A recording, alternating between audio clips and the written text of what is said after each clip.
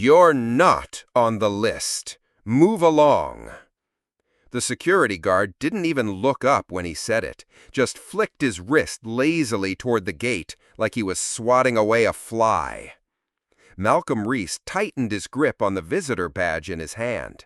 "I was invited. You can check with the warden." "Already did," the guard replied, finally glancing up with disinterest. "He said he doesn't know any Malcolm Reese. You're not authorized." Behind Malcolm, the prison gates of Millstone Penitentiary buzzed with tension. Concrete walls loomed 30 feet high, topped with coils of razor wire, casting long, jagged shadows in the late morning sun. Inside, somewhere deep in that concrete labyrinth, was the man Malcolm had driven 3 states to see. He swallowed his pride. "I'm telling you, he's expecting me. Just let me speak to someone inside. One call. That's all I'm asking." The guard rolled his eyes. "What you're asking is 5 steps past my pay grade. Now get in your car and drive off before I call someone who won't be so polite." A voice cut through the tension. "He's on the list." Both men turned. A younger officer approached, tablet in hand, uniform crisp, demeanor calm but firm. He glanced between Malcolm and the older guard. "I just got off the line with Deputy Warden Larimore. He said Mr. Reese is cleared." The older guard's face darkened, but he stepped aside. "Fine. He's your problem now." Malcolm nodded politely, hiding the sting of humiliation. As he followed the younger officer inside, he passed through multiple layers of security: pat-downs, metal detectors, biometric scans. At each checkpoint, eyes followed him. Not with curiosity, with suspicion, like he didn't belong. They finally reached the inner administration wing. The walls were sterile, painted in a soulless, institutional beige. Malcolm was led to a waiting area, where a woman in a tan suit stood reviewing a file. "Mr. Reese?" "Yes." She extended her hand. "Assistant Deputy Larimore. The warden's in a meeting, but he cleared the visit. You're here for inmate 48219, correct?" Malcolm nodded. "Darnell Carter." Her brow furrowed briefly. "Unusual request. He doesn't get many visitors, especially not from men in suits who used to be military intelligence." Malcolm didn't smile. "That's why I'm here." She studied him, then gestured down the hall. "Interview room 3. We'll bring him in. 10 minutes." Malcolm waited. The room was small, concrete, no windows, just a table bolted to the floor and 2 chairs. A security camera blinked silently in the corner. When the door finally opened, Darnell Carter was led in by 2 guards. He shuffled slightly, shackled at the ankles and wrists, orange jumpsuit worn but clean. His face was older, harder than the last time Malcolm had seen him, but the eyes were the same, sharp, watchful. "Mal," Darnell said quietly, "didn't expect to see you again." Malcolm stood, could say the same. The guard stepped back. The door closed. They were alone. Malcolm sat, placing a thin manila folder on the table. "We don't have a lot of time, so I'll get to it. Someone's building a list of men like you, and they're not just watching anymore. They're cleaning house." Darnell didn't flinch, but his fingers tightened around the chains. "You mean the ones they locked away and forgot?" "No, I mean the ones they're scared will start remembering." Darnell leaned forward slowly. "How bad is it?" Malcolm slid the folder across the table. Inside were names, photos, marked with red slashes. 5 of these men are dead, 3 in the last month, all ruled suicides. But the kind of suicides you stage when you want people to stop asking questions. Darnell flipped the pages. paused, tapped one with his finger. I knew him. Squad Delta. We served in Ramadi. He had a wife and 3 kids. No way he offed himself. Exactly. Darnell looked up. So why me? Why now? Malcolm hesitated.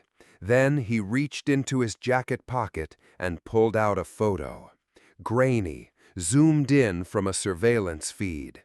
It showed Darnell, a week prior, standing in the yard. Not unusual, except for the man next to him. The same man who had been seen near 2 of the recent deaths. Face mostly obscured, but the posture, the height, the way he angled his body. He's been here, Malcolm said. In the prison, inside the wire. We believe he's part of a deep cover operation, cleaning up a failed program.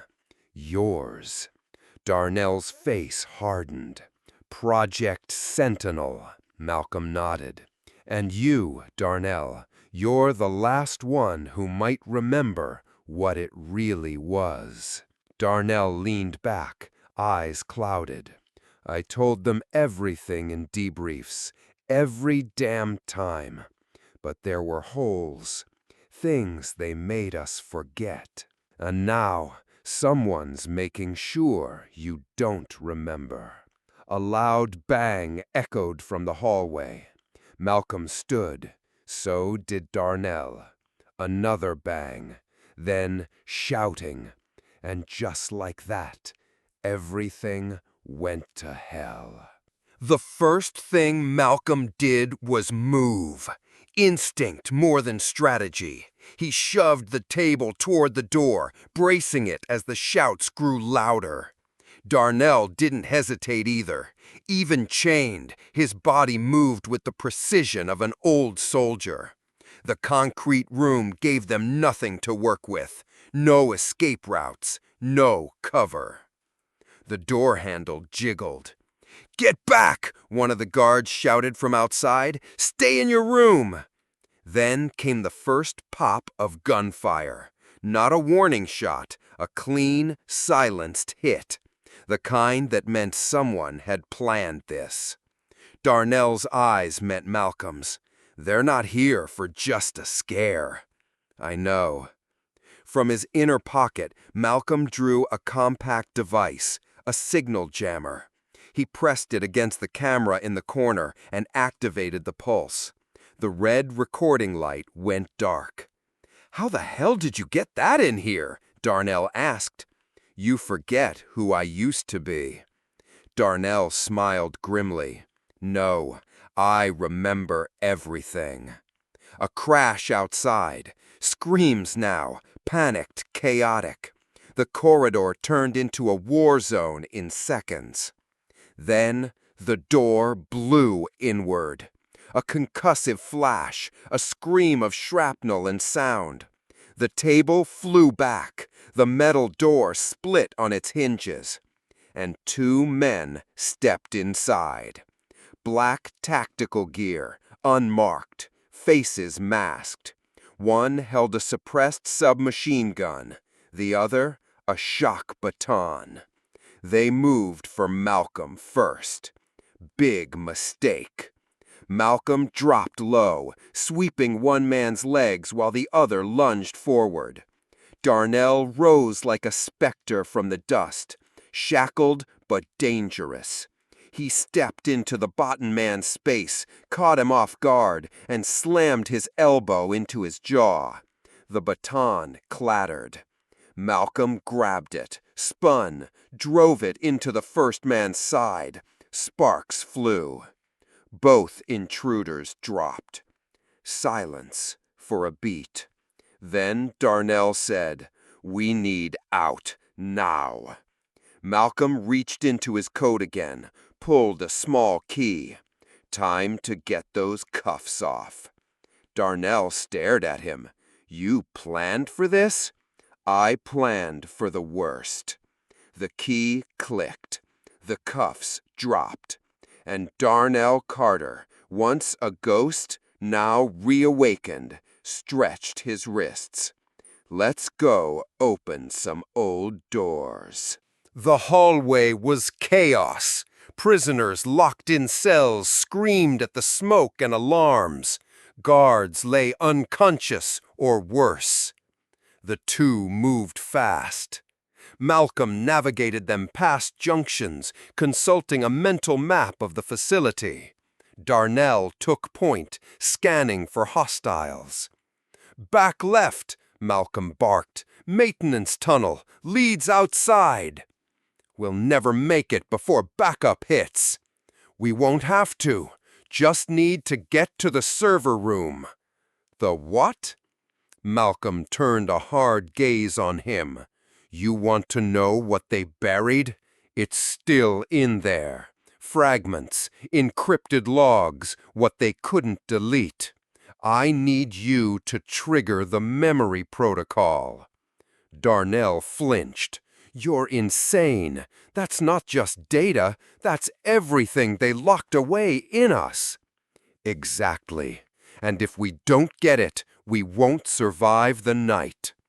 They reached the heavy steel door of the data wing. Malcolm hacked the panel. Sparks flew. The door clicked. Inside, a wall of servers, cold, humming, waiting. Darnell stepped forward. And suddenly, he stopped. His body tensed. "What?" Malcolm said. "I remember this room. I was here before, the day they shut us down." Malcolm placed a palm on the back of his shoulder. "Then let's finish what they started." Darnell moved to the central terminal. His fingers hesitated. Then, without speaking, he typed a code. "Memory protocol reactivated." The room dimmed. The walls pulsed. The servers whirred to life. And Darnell Tartar remembered everything. For a second, the only sound was the humming of the servers. Then Darnell staggered. His hand gripped the console as if to stay upright. His breathing turned shallow, erratic. Malcolm stepped toward him. "Darnell, are you all right?" Darnell's eyes blinked rapidly. His head twitched as if dodging something only he could see. "I remember. Not just pieces, all of it." A low whine grew from the server stack. The air felt electric. Malcolm looked at the screen. Dozens of files scrolled by. Video footage, redacted field reports, neural maps. But behind them, a deeper code had begun to unspool. One that wasn't meant to be seen again. "They buried this," Darnell said, voice hoarse.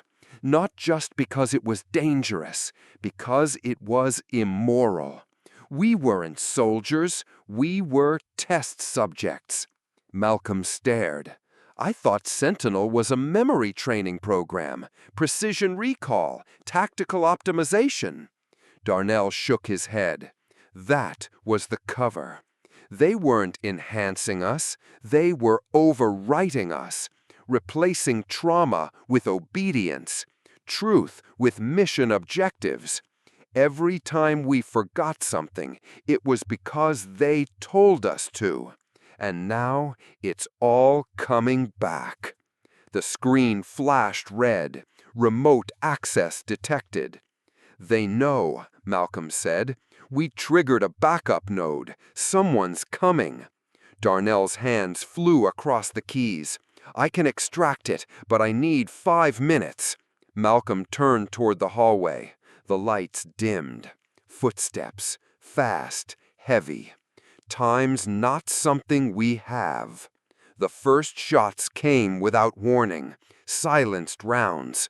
Malcolm shoved the server rack down as cover. Sparks flew. Darnell didn't stop typing. 3 tangos, Malcolm said. 2 rifles, 1 flank. "Got it," Darnell replied, sweat pouring down his temple. Malcolm drew one of the weapons they'd taken earlier. Low magazine, no margin for error. He moved with fluid precision.